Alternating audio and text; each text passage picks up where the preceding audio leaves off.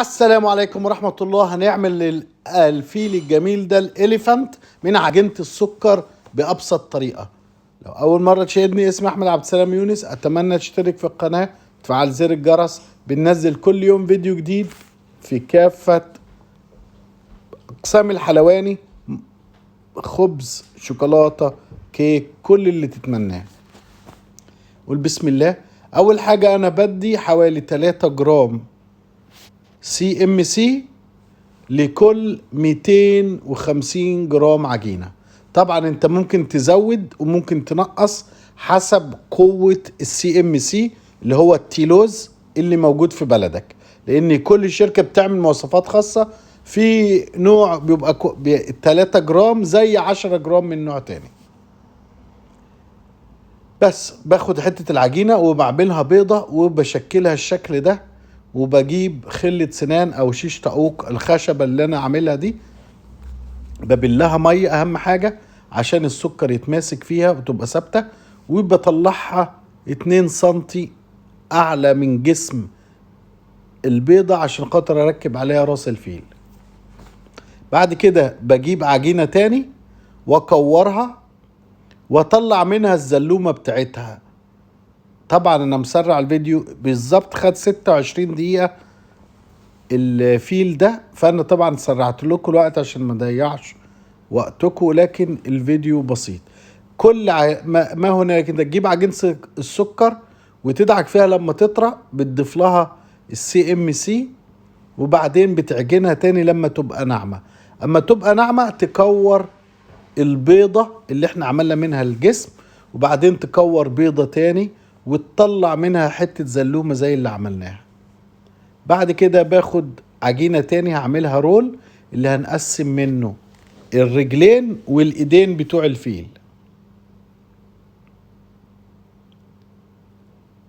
انا هجيب حتة غامقة شوية، ممكن تبقى سودة، ممكن تبقى بنفسك زي كده، اللي انا هعملها الحواف بتاعة الرجلين. ممكن تعملها زي الفيل الاولاني من نفس العجينة، وانا بفضل تدي لون تاني عشان يدي تأثير معاك في الشكل.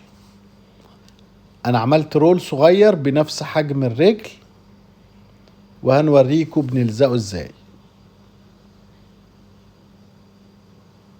كده هجيب رول تاني، لان الرجل انا عاوز 4 رجول او 4 ايديه، 2 ايد و2 رجل، فبحاول على قد ما اقدر يبقى نفس الرولين قد بعض.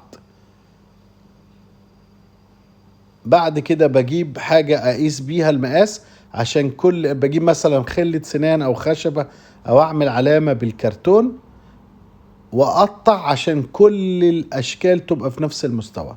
بعد كده هجيب الحدوة او الحافة بتاعت رجل الصغيرة بلون غامق، عملتها رول بنفس حجم الرجل، وبعدين بالمية بلزقها.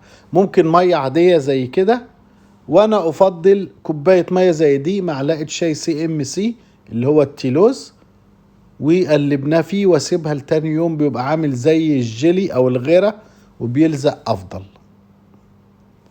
بلزق الحدوة او الاربعة في الاربع رجول، وبلزق زي ما انتم شايفين كل حاجة بالمية، وبعدين بضغط عليها تلزق واعمل لها رول بصباعي واوقفها عشان اضمن ان هي لزقت فيها كويس. كده خلاص. لو انتم شايفين كلهم قد بعض، وده مهم جدا. بعد كده بتأكد من الاشكال بتاعتي، انضف الترابيزة عشان لو في لون جديد. انا هعمل الطربوش اللي احنا شفناه على راسه، وهعمل من اللون الاصفر ده البافتة اللي حوالين رقبته. طبعا كل ما يكون في شكل فاني او مضحك الاطفال بيحبوا الشكل ده. عملت 2 رول زي ما انتم شايفين، واحد اصفر، واحد بامبي، واحد احمر. طبعا الالوان انت تقدر تغير فيها وتعمل الاشكال اللي انت حاببها. عملنا 3 رول، بص هنعملهم ازاي. ضمناهم مع بعض. بعدين هقسمهم مرتين وجزء تاني زي ما انتم شايفين. بدي نشا مش تلوز، نشا، وبدي على الوشين عشان ما تلزقش على الرخامة. وبحاول اعمل رول في اتجاهين بس متناسقين عشان يديني الريبون الجميل ده.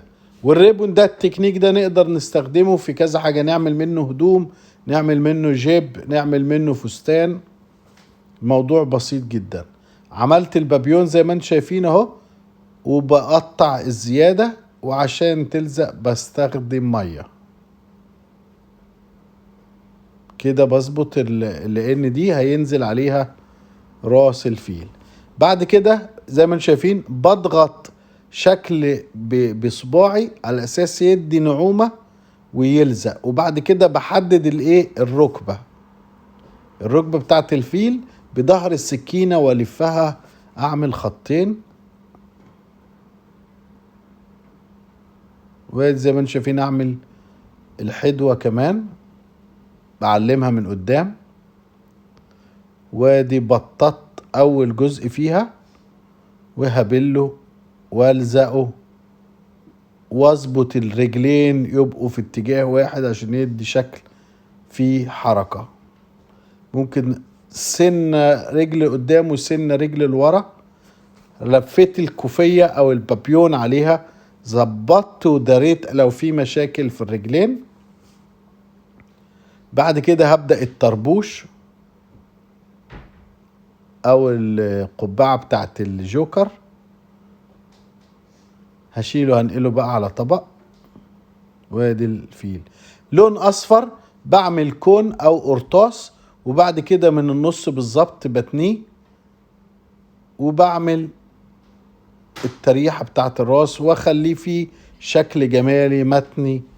بلزق المية وباللون الاحمر الصغير العجينة السكر طبعا عملنا كور، وهفضل ألزق حوالين الراس بتاعته لحد ما كملته الشكل الجميل ده.